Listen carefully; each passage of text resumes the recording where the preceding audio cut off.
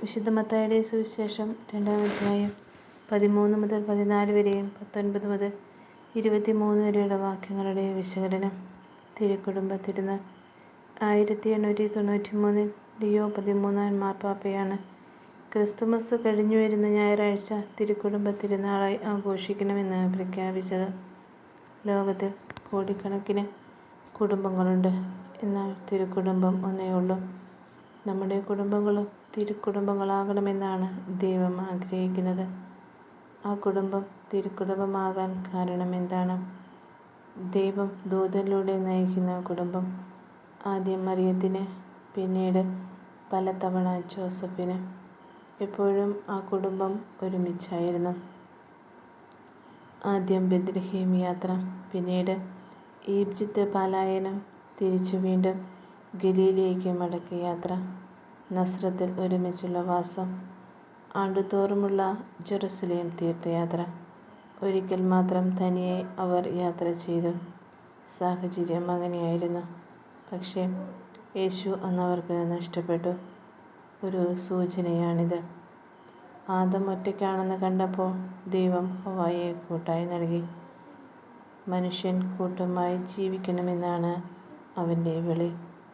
അതിൻ്റെ അടിസ്ഥാനം കുടുംബങ്ങളാണ്.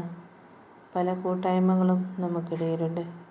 മാതൃസംഘം, പിതൃസംഘം, പ്രാർത്ഥനാ കൂട്ടായ്മ, ഇതൊക്കെ നേതൃത്വം നൽകുന്നവരും നമുക്കിടയിലുണ്ട്. അടുത്തിടെയായി സഭയിൽ ആരംഭിച്ച പുതിയൊരു സംരംഭമാണ് കപ്പിൾ മിനിസ്ട്രി.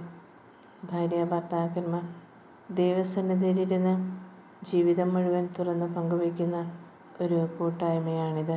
സഭ ആരംഭിച്ച മിക്കവാറും സംരംഭങ്ങളൊക്കെ വലിയ വിജയങ്ങളാണെങ്കിലും ഇതിനു വേണ്ടത്ര സഹകരണം ലഭിച്ചിട്ടില്ല.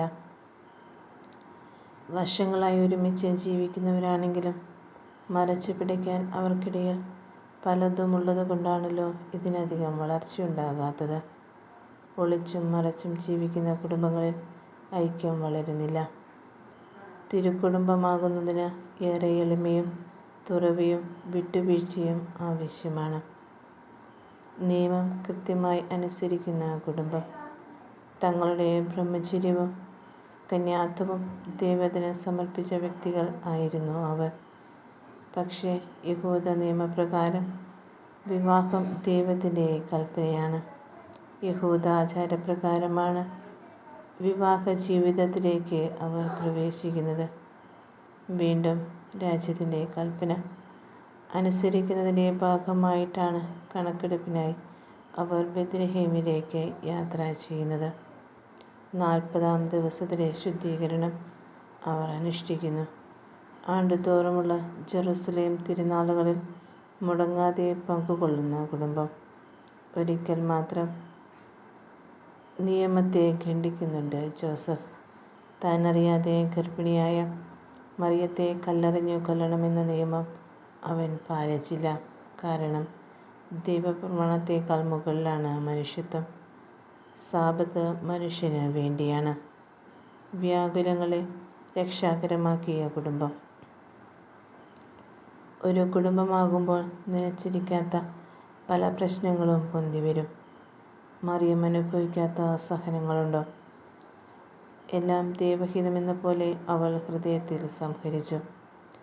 ജോസഫ് അവൾക്ക് തുണയായി എല്ലാറ്റിനോടും സഹകരണം നിന്നു. പരിശുദ്ധ കന്യകയുടെ സഹനശീലം ഭർത്താവിനെയും മകനെയും സ്വാധീനിച്ചു. ദൈവേഷ്ടത്തിന് കീഴ്വഴങ്ങുന്ന കാര്യത്തിൽ അവർ പരസ്പരം മത്സരിച്ചു. അവൻ പ്രായത്തിലും ജ്ഞാനത്തിലും ദൈവത്തിനും മാതാപിതാക്കൾക്കും കീഴ്വഴങ്ങി ജീവിച്ചു എന്നാണല്ലോ എഴുതപ്പെട്ടിരിക്കുന്നത്. സുഖസൗകര്യങ്ങളിലും ആർഭാടത്തിലുമല്ല അവർ അവനെ വളർത്തിയത്.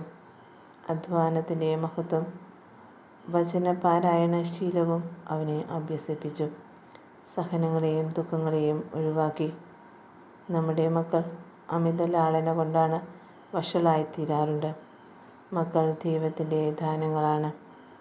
നമ്മെ വളർത്താനേൽപ്പിച്ച ദൈവത്തിൻ്റെ നിധികളാണ്. മക്കൾ തങ്ങൾക്കു മാത്രം സ്വന്തമാണെന്ന ഭാവത്തിൽ സ്വാർത്ഥതയോടെ മക്കളെ വളർത്തുന്ന മാതാപിതാക്കളെ കണ്ടിട്ടുണ്ട്. ഇല്ലാത്ത സൗകര്യങ്ങളെല്ലാം അവർക്ക് ഒരുക്കിക്കൊടുക്കും. അമ്പിളിമാമനെ പിടിച്ചു കൊടുക്കണമെന്നാണ് ആഗ്രഹം. തലയിൽ വെച്ചാൽ പേനരിക്കും, താഴെ വെച്ചാൽ ഉറുമ്പരിക്കും എന്ന പോലെ വളർത്തുന്ന മക്കൾ. പക്ഷേ ഏറ്റവും അത്യാവശ്യമായ ദൈവഭയം മാത്രം ചൊല്ലിക്കൊടുക്കുന്നില്ല. അങ്ങനെയുള്ള മക്കൾ മാതാപിതാക്കൾക്ക് പിന്നീട് അപമാനമായി തീരുന്നുവെങ്കിൽ നമ്മുടെ ഉത്തരവാദിത്തക്കുറവ് തന്നെയാണ് കാരണം.